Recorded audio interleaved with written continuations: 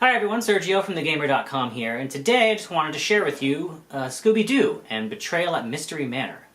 So if you've ever played any of the Betrayal at House on the Hill games, this is basically within that series. For those of you who haven't, it's basically this game where you are people in a haunted mansion, and you explore kind of room by room, and each room is on a deck of cards, and you flip and you get a random effect, and at some point someone will become the haunt, and they'll become some kind of ghost or monster possessed by a demon or something, and they'll basically try to eliminate the rest. Then it becomes from a co-op to a competitive game, basically, where it's one person versus everyone else. And this is a more kid-friendly, as you can see, Scooby-Doo themed version of it. So I'm just going to kind of do a quick unboxing and share what you get in the box, how it differs from other Betrayal games, how it's kind of more geared toward the younger audience. First things first, of course, when you open it, you get to see the gang. Mystery Inc. crew, all 5 of them is here, so of course this is going to limit the game to about 5 players, which is probably fine because it makes it faster, and again, you're trying to teach. They each have their stats, just like in the other game. They have might. Only things like sanity is kind of replaced with courage and brains, and you'll see later in the rulebook that they actually get rid of the idea of mental damage. And again, I guess, to make it more kid-friendly, there's this idea of trading in, the cost of sanity just for a more fun, hijinksy kind of courage and brains, those kind of things. If you get tokens, you can kind of see there's little things for various monsters seen throughout the Scooby-Doo series, more cartoony look for them. And they're all pretty thick cardboard, so again, things that will probably survive being played with by kids.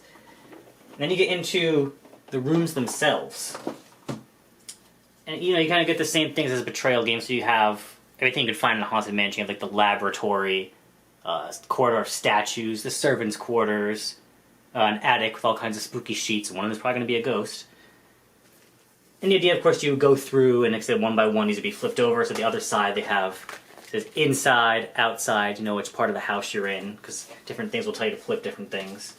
There's a couple of those. There's, like 4 sheets altogether, and then this one, of course, is tokens for other things, other effects, and of course you got the gang here. As you know, in other Betrayal games, they're actually plastic miniatures, but I guess they decided to go for having them be cardboard, because again, I guess you're dealing with kids, so you don't want them putting it in their mouth or things like that. It's a little, tad disappointing that you don't get cool miniatures of the Scooby-Doo cast, but it is what it is for what your target audience is.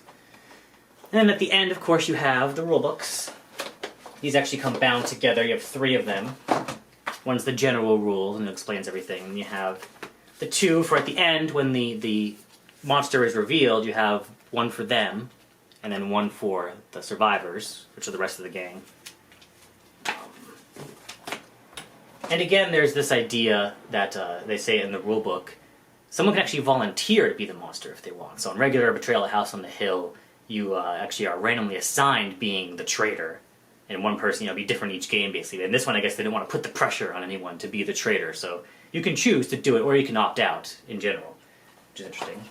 These are the cards themselves. These are different haunts and items you can come across during the game. They're all kind of bundled together in a neat plastic here. And the last thing, of course, in one of the trays you have dice, standard D6 for rolling all the things you get. And then little stands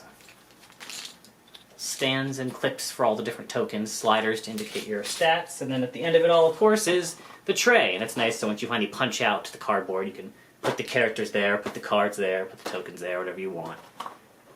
That's pretty much it. Overall, I'm excited to get into it, see what it offers, but, tempering expectations, of course, you're going to see that it's, again, a very kid-friendly game. It's geared toward a younger audience with a cartoony presentation. So if you're a fan of Scooby-Doo, you're going to love it. If you're trying to get younger kids into board games, this is a good entry-level one. It's got spooky things, but again, everything's very balanced, that everyone can be cooperative and play together if they want. No one has to be the bad guy. That's a fun little twist that makes it more fun. But yeah, that's basically everything that you see inside of Scooby-Doo Betrayal at Mystery Mansion. Check out TheGamer.com. We'll have a full written review to see how actually playing it was, and any other things besides what I mentioned here you might want to make note of if you're considering purchasing this or introducing it to your game night. But yeah, thank you for watching. I hope this was informative, and have a good one.